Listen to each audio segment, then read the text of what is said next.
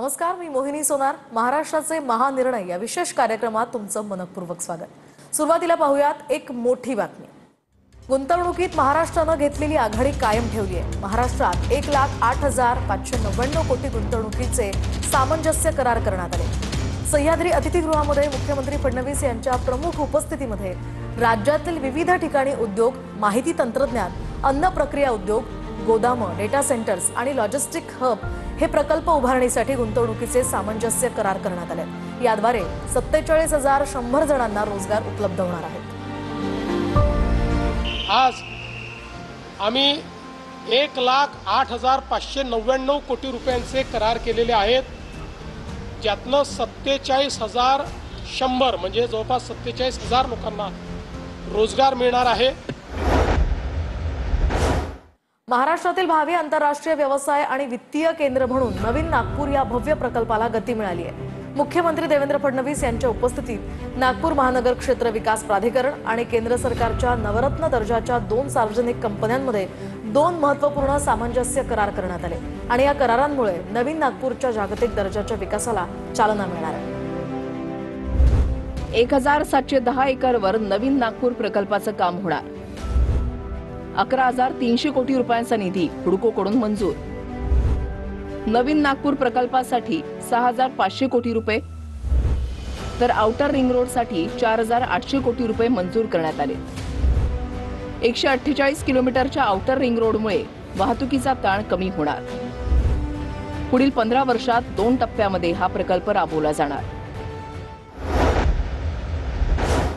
आता पाहूयात आणखी एक महत्त्वाची बातमी. अमेरिकेतील कृषीप्रधान आयोवा राज्याशी महाराष्ट्रानं ऐतिहासिक सामंजस्य करार केलाय. आयोवा हे अमेरिकेचं फूड बास्केट म्हणून प्रसिद्ध असून शेती आणि कृषी तंत्रज्ञान क्षेत्रातील प्रगत राज्य मानलं जातं. या कराराद्वारे महाराष्ट्रामध्ये कृत्रिम बुद्धिमत्ता आधारित शेती, कृषी तंत्रज्ञान, डिजिटायझेशन, आरोग्य आणि व्यावसायिक प्रशिक्षण तसंच कौशल्य विकास, पर्यटन, क्रीडा, जैवतंत्रज्ञान, सामाजिक आर्थिक सेवा, नवीकरणीय ऊर्जा आणि पायाभूत सुविधा विकास या महत्त्वाच्या क्षेत्रांमध्ये नव्या संधी निर्माण होणार असल्याचा विश्वास मुख्यमंत्री देवेंद्र फडणवीस यांनी व्यक्त केलाय. तर मुख्यमंत्री फडणवीस आणि आयोवाच्या राज्यपाल किम रेनॉल्ड्स यांच्या उपस्थितीमध्ये मुंबईतील ताज पॅलेस हॉटेलमध्ये हा करार पार पडलाय. मुंबईतल्या एल्फिस्टन ब्रिज परिसरातील बाधित 2 इमारतींमधील रहिवाशांचं पुनर्वसन आणि त्याच परिसरातील म्हाडाच्या उपलब्ध सदनिकांमध्ये करण्याचा प्रस्ताव उपमुख्यमंत्री एकनाथ शिंदे यांनी मान्य केलाय. लक्ष्मी निवास आणि हाजी नुरानी चाळ या बाधित इमारतींमधील एकूण 83 प्रकल्पग्रस्तांचं पुनर्वसन आता त्याच परिसरात होणार आहे. उपमुख्यमंत्री शिंदेंनी हा प्रस्ताव मान्य केल्यामुळे बाधित इमारतींमधील रहिवाशांना मोठा दिलासा मिळणार आहे. उपमुख्यमंत्री अजित पवार यांनी अण्णासाहेब पाटील आर्थिक विकास महामंडळाच्या कामाचा आढावा घेतला. अण्णासाहेब पाटील आर्थिक विकास महामंडळाच्या वतीनं राबवण्यात येणाऱ्या प्रत्येक योजनांचा लाभ समाजातील योग्य आणि पात्र लाभार्थ्यांपर्यंत पोहोचला पाहिजे, यासाठी विशेष काळजी घेण्यात यावी. या योजनांची अंमलबजावणी पारदर्शक आणि परिणामकारक पद्धतीने होऊन अधिकाधिक लाभार्थ्यांना त्याचा फायदा व्हावा यावर भर देण्याचे निर्देश उपमुख्यमंत्री अजित पवारांनी दिले. महानगरपालिका, नगर विकास विभाग, महसूल विभाग आणि सहकार विभागाच्या संयुक्त बैठकीत मुंबईकरांसाठी अतिशय महत्त्वाचा आणि दिलासादायक निर्णय घेण्यात आला.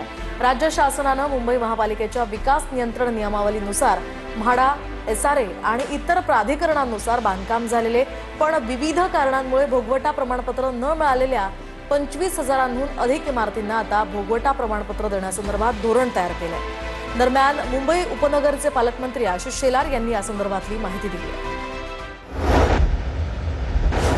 सह्याद्री अतिथीगृहात विकसित महाराष्ट्र विजन डॉक्युमेंट 2047 संदर्भात मुख्यमंत्री देवेंद्र फडणवीस यांच्या अध्यक्षतेखाली एक आढावा बैठक झाली.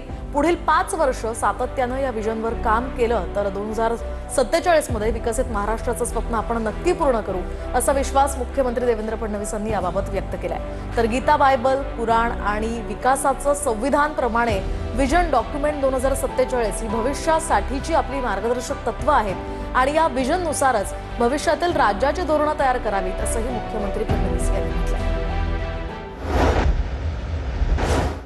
महाराष्ट्राचे महानिर्णय या विशेष कार्यक्रमात आता वेळ झाली आहे इथेच थांबण्याची. नमस्कार.